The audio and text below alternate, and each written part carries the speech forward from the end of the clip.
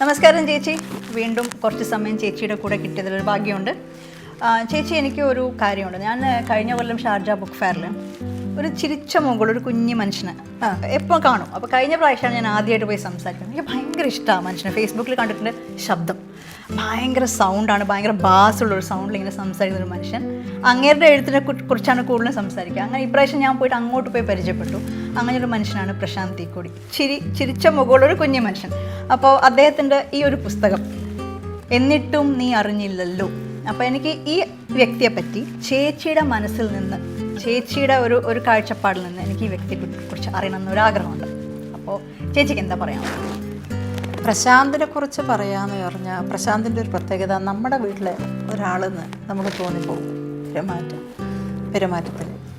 പ്രശാന്തിനെ Facebook വഴിക്കാണ് പ്രശാന്ത് തീക്കോടി എന്ന് പറയുന്ന ഈ ഒരു എന്താ പറയണ്ടേ കവീന വർഷങ്ങൾക്ക് മുന്നേ ഒരു നാല് വരിയായിട്ട് ചില കവിതകൾ, അങ്ങനെയാണ് ഞാനത് പിന്നീട് പെരുതി ആ പേജിലേക്ക് പോകാൻ. ഇത് രസമാണ്. പിന്നെ ആ ഒരു പ്രശാന്ത് ഫേസ്ബുക്കിൽ എഴുതിയ ആ ഒരു 4 വരി ഇങ്ങനെ നമ്മുടെ മനസ്സിൽ പ്രത്യേക സുഖം. കവിതാ പുസ്തകം പലതും വായിക്കാറുണ്ട്, കഥകളോടാണ് കൂടുതൽ ഇഷ്ടം. പക്ഷേ കവിതേനെ ശരിക്കും സ്നേഹിക്കാൻ തുടങ്ങിയത്, ഇഷ്ടപ്പെടാൻ തുടങ്ങിയത് പ്രശാന്തിൻ്റെ കവിതകൾ കണ്ടുകൊണ്ടാണ്. വല്ലാത്തൊരു പ്രത്യേകതയാണ്. ഇത് വായിച്ചിട്ടുണ്ടാവണം, മുഴുവൻ വായിക്കണം. തീർച്ചയായും അതങ്ങനെ ഒരുപാട് നമുക്ക് അതിൽ ആ കവിത കൊണ്ട് നമുക്ക് കൂടെ അത് ഉൾക്കൊള്ളുകയാണെന്നുണ്ടെങ്കിൽ നമ്മളെ കുറേ അനുഭവങ്ങൾ, അല്ലെങ്കിൽ നമ്മൾ കുറച്ചുകൂടെ ചിന്തിക്കേണ്ടതായ കാര്യങ്ങൾ അതിൽ നിന്ന് കിട്ടും, നമ്മളെ നന്നാക്കും എന്തായാലും.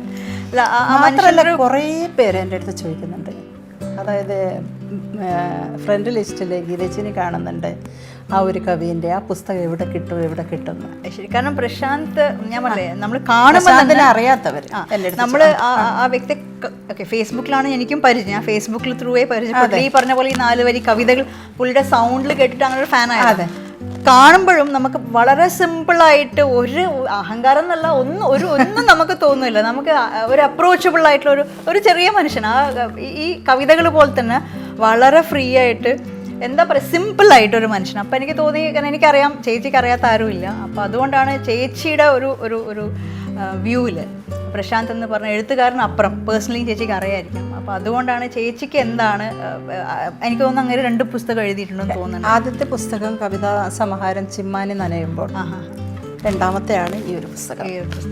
2 പുസ്തകത്തിൻ്റെയും പ്രകാശന വേദിയിൽ ഞാൻ ഉണ്ടായിരുന്നു. ഒരു മഹാഭാഗ്യം എനിക്ക് ലഭിച്ചു. അത് അവരുടെയും ഭാഗ്യമാണ്. അപ്പം സിമ്പിളായിട്ട് ഒരുപാട് എന്താ പറയുക, നല്ലൊരു ഭാവിയിലൊരു എഴുത്തുകാരെന്ന് പറയാം. ഒരുപാട് ഉയരത്തിലെത്തേണ്ട ആളാണ്. എന്തുകൊണ്ടും നല്ലൊരു കുടുംബം. വീട്ടിൽ നമ്മൾ പോയിട്ടുണ്ട് 2 തവണ. ഇവിടെ തന്നെയാണോ അവർ? ഷാർജയിൽ തന്നെ. ഞാൻ കഴിഞ്ഞ പ്രാവശ്യം കണ്ടപ്പം ഫാമിലി ഉണ്ടായിരുന്നു. അങ്ങനെയാണ് ഞാൻ ആദ്യം പ്രശാന്തിനെ പറ്റി നക്ഷമകള് എല്ലാം നല്ല സ്ലിം ബ്യൂട്ടീസ് ആയിട്ട് ഇങ്ങനെ. ശരി, വളരെ ഒതുക്കത്തോടു കൂടി. ഈ പ്രശാന്താണോ ഇത്രയും നല്ല കവിതകൾ? സിമ്പിൾ ആയിട്ടില്ലേ? സിമ്പിൾ. പക്ഷെ സൗണ്ട് ഭയങ്കര, പുള്ളിയുടെ ശബ്ദം ഒരു റേഡിയോയിലൊക്കെ പറ്റുന്ന ഒരു ടൈപ്പ് ഓഫ് വോയിസ് ആണ് പുള്ളിയുടെ. ഇതിലൊരു കവിത, വെറുതെ കവിതേനെ പറ്റി പറയുമ്പോൾ ഒരു 4 വരി. ഭ്രാന്ത് പൂർണ്ണമായും മറക്കുക എന്നൊന്നും ഉണ്ടാവില്ല, പക്ഷേ സദാസമയം ഓർത്തുകൊണ്ടിരിക്കാൻ എനിക്കും നിനക്കുമിടയിൽ ആർക്കാണ് ഭ്രാന്ത്? സത്യമല്ലേ? സത്യം. ഇതിൽ പ്രണയമാണോ അതോ? ഇതില് പ്രണയം തന്നെയാണ്. പക്ഷേ നമ്മുടെ എല്ലാ സമയവും അത് തന്നെ ആലോചിച്ച് നിൽക്കാൻ ആർക്കാണ് അതിൽ ഭ്രാന്തില്ലേ? ഓക്കെ, ഉള്ളിലൊരു സ്നേഹമുണ്ട്. അങ്ങനെയാണ് കവി ഉദ്ദേശിച്ചത്. ആയിരിക്കണം. പക്ഷെ അത് എന്നെയും ടച്ച് ചെയ്തു. അതുകൊണ്ട് സദാസമയം ഒരാളെ കൊണ്ട് സ്നേഹിച്ചാലും പ്രണയിച്ചാലും നമ്മള് സമയം ഫുള്ള്, പിന്നെ എവിടെയെങ്കിലും ഒരു പോറലേറ്റാലും നമുക്കത് താങ്ങാൻ പറ്റില്ല. അപ്പൊ തനിയെ ഭ്രാന്ത് വരും. അതാണ്.